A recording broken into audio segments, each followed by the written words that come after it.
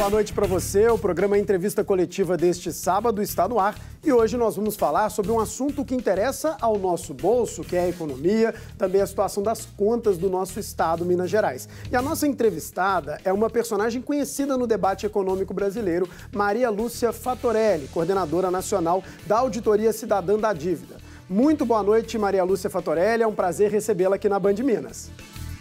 Boa noite, prezado André, toda a equipe também da Band Minas e todos que acompanham o programa. Boa noite a todos. Muito grata pela oportunidade. E ao meu lado também participa desse debate o chefe de redação da Rádio Band News FM Belo Horizonte, Lucas Catapreta. Muito boa noite, Lucas, e bem-vindo. Oi, André, muito obrigado. Boa noite para você e a todos que nos acompanham. Quem participa também é o comentarista de política, Orion Teixeira, está de forma remota. Muito boa noite para você, Orion. Professora Maria Fatorelli, prazer falar com a senhora. Pois é, eu vou começar então essa entrevista com a doutora Maria Lúcia para falar dessa situação do nosso estado, Minas Gerais. Maria Lúcia Fatorelli, a gente sabe da situação complicada das contas de Minas e existe essa proposta de adesão ao Programa Federal de Recuperação Fiscal. Como é que a senhora vê? É uma boa, é interessante para o estado entrar nesse sistema? Olha, André, nós da Auditoria Cidadã da Dívida temos acompanhado o que aconteceu com o estado do Rio de Janeiro depois que ele aderiu ao Plano de Recuperação Fiscal. Tem sido um desastre. E no caso de Minas Gerais, eu gostaria de abordar porque tanto o projeto de lei que foi enviado à Assembleia Legislativa aí do estado, eu olhei ao projeto 1202 de 2019, tanto esse projeto como a lei federal que criou e atualizou recentemente esse projeto de plano de recuperação fiscal, como é chamado, todos esses dois atos, eles falam que esse plano seria para corrigir desvios que afetaram o desequilíbrio das contas públicas. Então, no nosso entendimento, o primeiro passo teria que ser a identificação desses desvios que afetaram o desequilíbrio das contas públicas. E nesse ponto, a gente coloca em primeiro lugar a questão da dívida do Estado de Minas Gerais, que foi refinanciada pelo Tesouro Nacional, pela União, desde o final da década de 90. Nesse processo, eu vou falar alguns números, mas depois o pessoal vai ter que ter um pouquinho de paciência, porque para explicar isso, é fundamental analisar os números. E são números que assustam? São números que assustam, André, por quê? A dívida financiada lá no final da década de 90, especificamente em 1998, era de quase 15 bilhões de reais. Desses 15 bilhões, 10 bilhões era dívida do Estado. Os outros quase 5 bilhões não eram dívida do Estado. Eram passivos obscuros lá do Benge, do Crédito Real, da Minas Caixa, que foram submetidos à privatização. Tá? Minas Gerais tinha um banco público, o Benge, tinha Minas Caixa, tinha o Crédito Real. Essas instituições financeiras foram privatizadas. E naquele processo, o que foi privatizado foi só a parte boa, foram entregues às agências, a clientela, os créditos a receber, todos os ativos. E os passivos?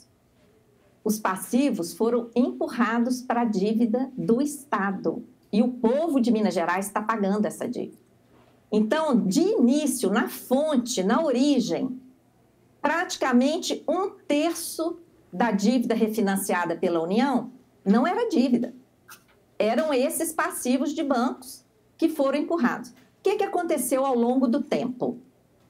O último dado de pagamento dessa dívida, divulgado pelo Tesouro Nacional, é de 2019. Então, lá de 1998 até 2019, o Estado de Minas pagou 45,8 bilhões ao Tesouro Nacional. Ou seja, pagou 3 vezes aquele valor refinanciado de 15, já computando os 5 que sequer deveriam ter sido somados à dívida. Então, o Estado de Minas pagou essa dívida 3 vezes até 2019. E qual era o saldo dessa dívida lá em 2019? 93,7 bilhões. Então, esse é o primeiro ponto que eu queria colocar aqui. Essa conta não fecha. Agora, professor... Uma dívida de 15, que já começa com 1/3 ilegítima, completamente ilegítima, é paga 3 vezes e se multiplica por 6, mais de 6, até 2019. De lá para cá, ela já cresceu mais ainda. Agora, Maria Lúcia... Mas esse não é o único problema. Ao mesmo tempo que estava acontecendo isso com a dívida, o Estado de Minas Gerais estava sendo lesado, brutalmente lesado, pela Lei Candir. O que é essa lei? Uma lei lá do final da década de 90 também, uma lei federal que estabeleceu isenção de um tributo estadual, o ICMS. Então, votaram no Congresso Nacional que os estados teriam que dar uma isenção. Aí já tem um problema. E para contornar esse problema, para viabilizar a aprovação dessa lei, na época, houve um compromisso, está lá nessa lei, que a União iria ressarcir os estados das perdas decorrentes dessa isenção que afetou brutalmente o Estado de Minas, porque essa isenção ela foi específica para produtos primários, commodities, que Minas Gerais é campeã na exportação de minério, de produtos agrícolas e semi-elaborados. Tá? Então, Minas Gerais teve uma perda de ICMS imensa com essa Lei Candir. E os ressarcimentos que a União deveria fazer ficaram muito aquém do correto, de tal maneira que se nós atualizamos esses créditos que deixaram de ser ressarcidos, tá? O que foi ressarcido foi um valor mínimo, ínfimo, e a parcela que deixou de ser ressarcida, nós fizemos uma atualização até 2019 também, uma perda para o Estado de 135 bilhões de reais. Ok, professora. Só para a gente pontuar e aproveitar melhor nosso tempo aqui, Lucas, você ia fazer uma pergunta sobre o regime fiscal ainda?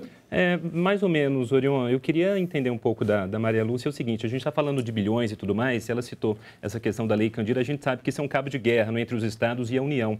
Mas eu queria pegar um ponto sobre o orçamento aqui do Estado, porque desde 2014, pelo menos, a Maria Lúcia me corrige se eu estiver errado, a gente fala em déficit aqui nas contas de Minas Gerais.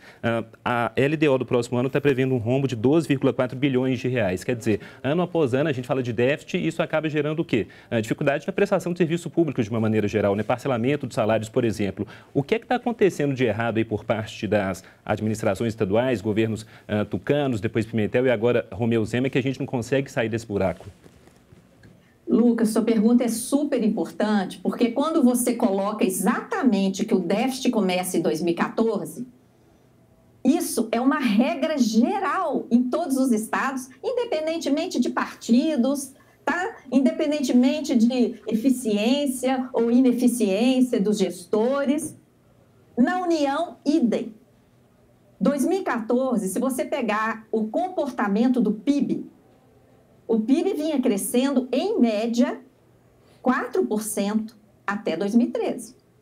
Tinha ano que crescia menos, tinha ano que crescia mais. Se a gente fizer uma média aritmética simples, dá em torno de quase 4%.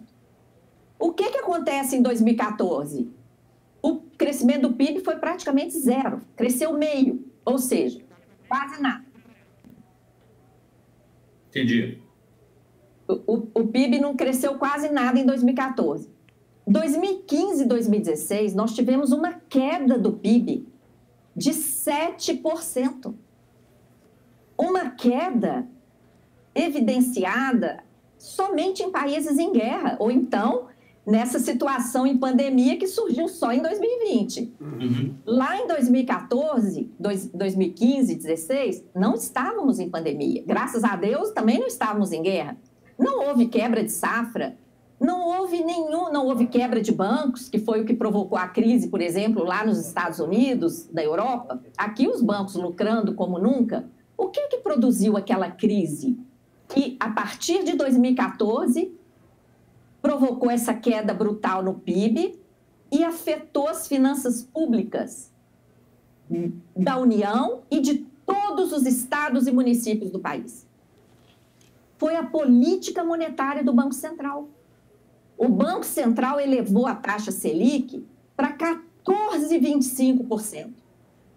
Quando o mundo inteiro estava praticando taxa zero negativa, sem justificativa técnica, política, jurídica ou econômica, porque a desculpa que o Banco Central deu de controlar a inflação é totalmente errada, porque o que tem provocado inflação aqui no Brasil, como o próprio Banco Central publica lá em diversos documentos, é o aumento do preço administrado, o aumento da gasolina, aumento do gás de cozinha, da energia, da telefonia, etc., e o aumento de preço de alimentos, por políticas também agrícolas erradas. Então, assim, subir juro não vai fazer baixar esses preços. E subir juro para 14,25%, o que aconteceu? Junto com isso, o Banco Central aceitou que os bancos depositassem a sua sobra de caixa e recebessem juros diários pagos pelo Banco Central. Professora, esse quadro aí, dessa crise econômica, a gente já vive há muito tempo e isso influencia as economias locais. Isso. Agora, eu gostaria de saber da senhora a respeito dessa vantagem ou desvantagem da adesão ao regime de recuperação fiscal. Fala-se aí que a autonomia do Estado ficaria afetada com essa adesão. Nós temos eleição ano que vem. A adesão seria de 9 anos. Os futuros governadores ficariam limitados, o poder judiciário ficaria limitado, o poder legislativo ficaria limitado. Qual que é o tamanho dessa afetação da autonomia administrativa? Orion, essa influência desse plano sobre a autonomia, ela é uma coisa assim que a gente chega a duvidar que isso está escrito na lei.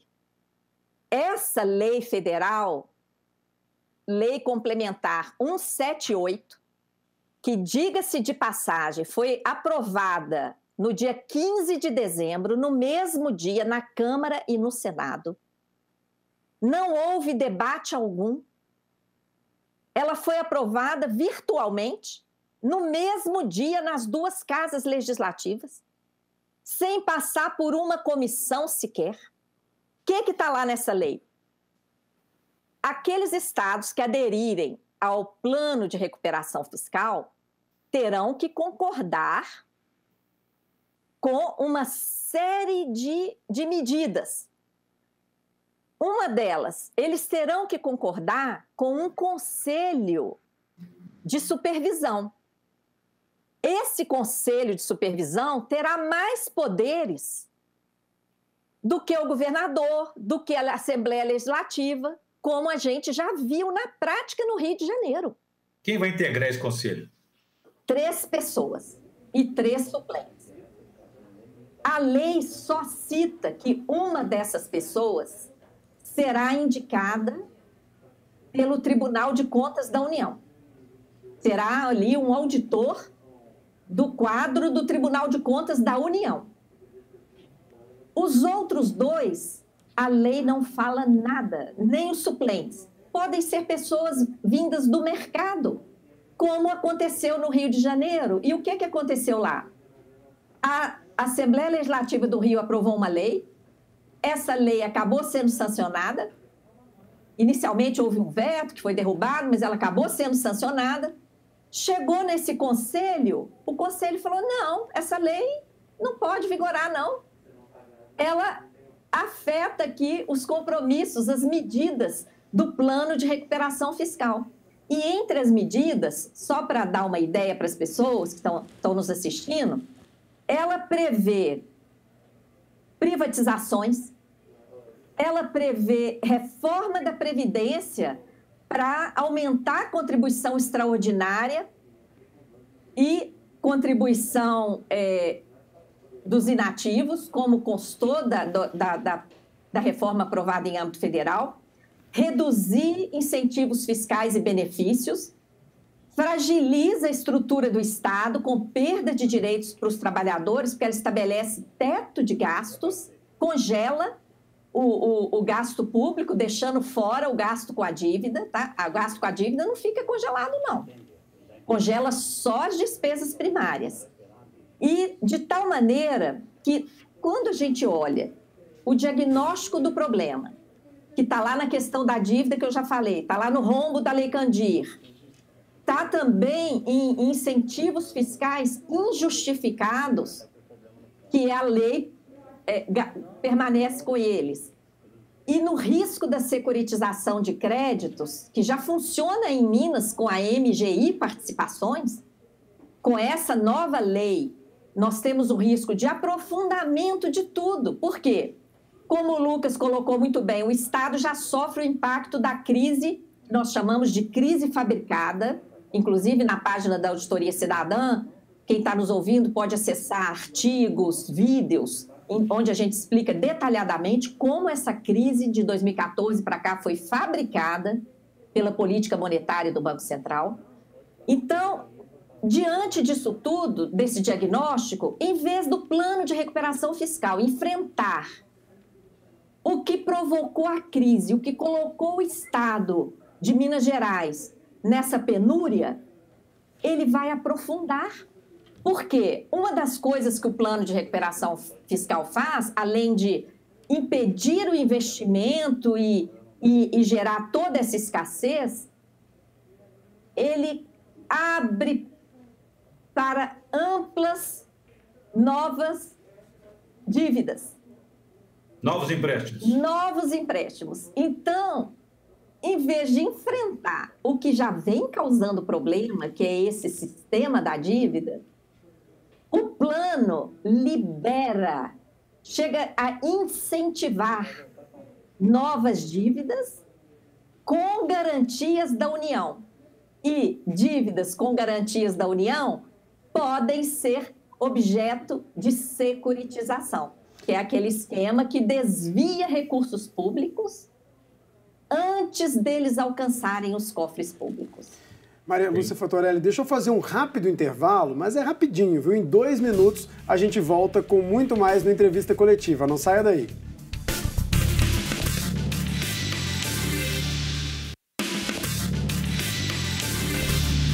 Estamos de volta com o programa Entrevista Coletiva, que hoje recebe a coordenadora nacional da Auditoria Cidadã da Dívida, Maria Lúcia Fattorelli. Professora Maria Lúcia, a senhora trouxe um panorama, no bloco anterior muito preocupante. E a gente viu nesta semana o dado sobre o PIB, Houve um crescimento, até surpreendeu muita gente, e a economia brasileira voltando aos patamares pré-pandemia. Só que o trabalhador, ele está, em muitos casos, procurando emprego, porque o desemprego está altíssimo, e tem também a questão da inflação, que está corroendo a renda com alimentos muito caros, luz, enfim, todas as contas. Por que isso está acontecendo? A senhora já até falou um pouco dessa questão da crise de 2014, não dá para ter um cenário otimista, a situação realmente tende a ficar complicada, apesar desse crescimento do PIB? Sim, André, realmente as coisas estão ligadas, porque aquela crise fabricada que derrubou o PIB em 7% lá 2015, 2016, de lá para cá, o PIB ficou praticamente estacionado.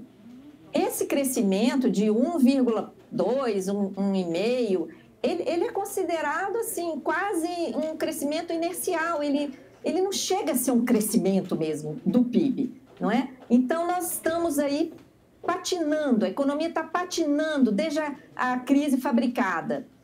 Houve uma queda, uma piora em 2020 diante do quadro de pandemia, claro, o distanciamento, a necessidade de isolamento, a dificuldade do setor financeiro em liberar empréstimos, apesar dos trilhões que o Banco Central liberou para os bancos demoraram demais a liberar empréstimo para as pequenas empresas, principalmente, levaram milhares e milhares, centenas de milhares de empresas à quebra.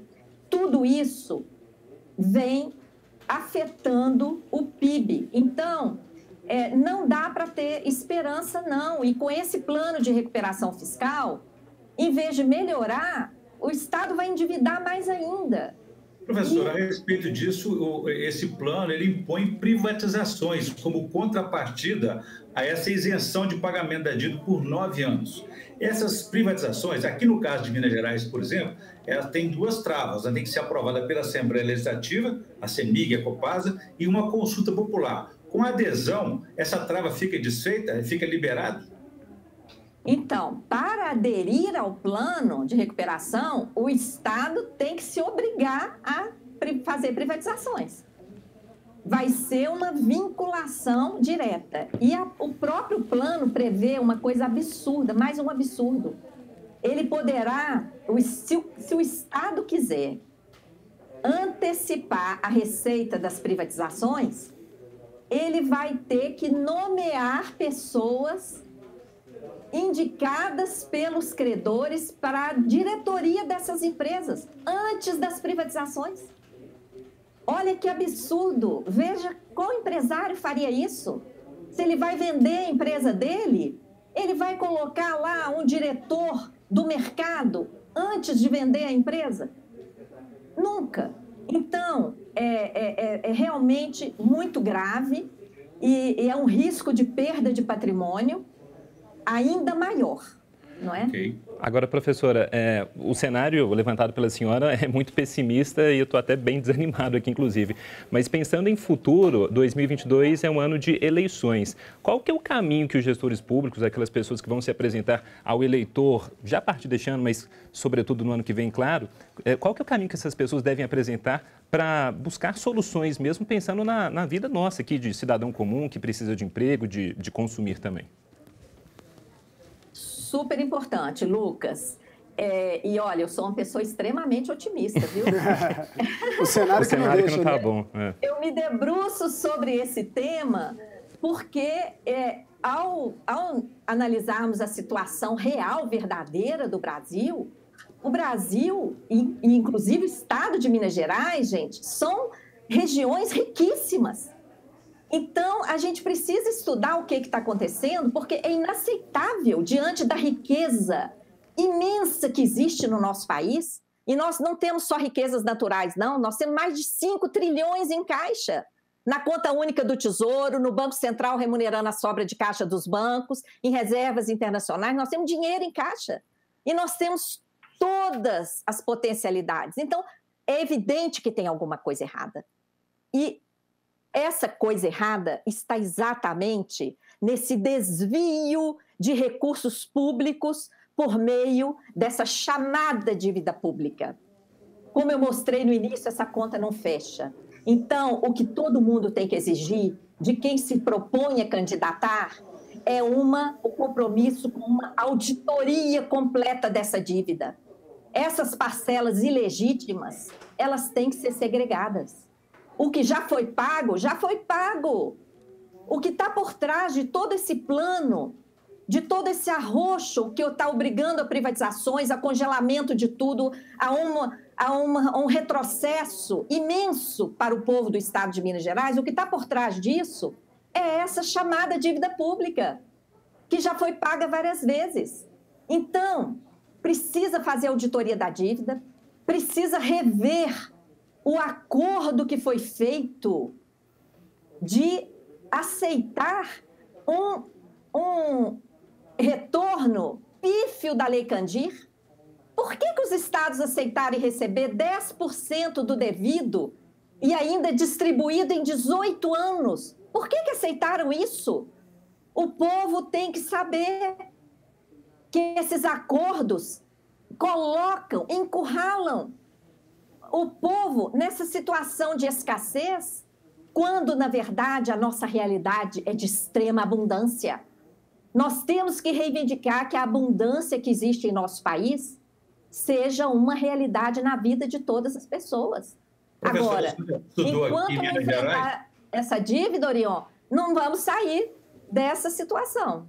A senhora daqui de Minas Gerais estudou aqui na UFMG, conhece a trajetória política de Minas na sua história. Está faltando liderança política de Minas em Brasília, com força política, para poder rediscutir e reclamar essa auditoria, esse encontro de contas que a senhora falou? Está faltando coragem, está faltando compromisso com o povo, está sobrando compromisso com os bancos e com o mercado financeiro. Tá? Nós temos que virar esse jogo, porque as pessoas têm que vir em primeiro lugar. É inaceitável que o Brasil, um dos países mais ricos do planeta, tenha mais da metade da sua população na pobreza, inclusive na miséria, celeiro do mundo, com pessoas morrendo de fome, desmaiando no meio da rua, inclusive aqui em Brasília, no Distrito Federal. Isso é inaceitável. E só perdendo patrimônio. É evidente que tem alguma coisa errada. E esse erro está nesse abuso da administração das contas públicas no que se refere ao sistema da dívida. Hoje não dá tempo de falar, mas vocês podem acessar na página da Auditoria Cidadã.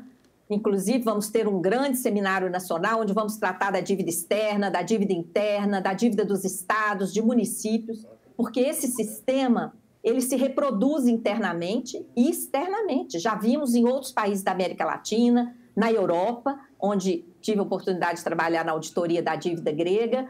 Enfim, é um sistema que tem que ser enfrentado. Okay. E é isso que a gente faz através da nossa associação. Muito grata. Tá certo, professora. Muito obrigado pela sua participação. Foi uma honra conversar com a senhora e ter todo esse conhecimento, né, e esse panorama que, é claro, é preocupante, mas que serve para a gente abrir os olhos também. Muito obrigado e uma boa noite, viu? Eu que agradeço pela oportunidade, uma honra dialogar com vocês também, Lucas, André e Orion. E deixo aí um forte abraço para toda a equipe da Band e todos que nos assistem. Deixa eu falar também com o Lucas Cata Preta, que hoje abrilhantou aqui esse debate, né, Lucas? Muito obrigado pela sua participação, uma boa noite. André, eu que agradeço e até uma próxima. Deixa eu agradecer também ao Orion Teixeira, nosso comentarista de política. Orion, muito obrigado aí pela participação. Desta vez, participando o tempo todo, né, com bastante espaço. Muito obrigado e até a próxima, Orion. Obrigado, um abraço a todos. Prazer, professora Maria Vatorelli. Pois é, e o Entrevista Coletiva, então, fica por aqui. Você sabe, todo sábado, a partir das 18h50, este é o nosso espaço de debate de temas relevantes para nós mineiros. Você querendo rever, compartilhar o nosso programa, é só ir no YouTube da TV Band Minas. Então, o nosso perfil, youtube.com/TV Band Minas. Eu aguardo você na semana que vem com mais um tema, mais um debate aqui na tela da Band Minas e também, claro, nas redes sociais. Um grande abraço e um ótimo final de semana.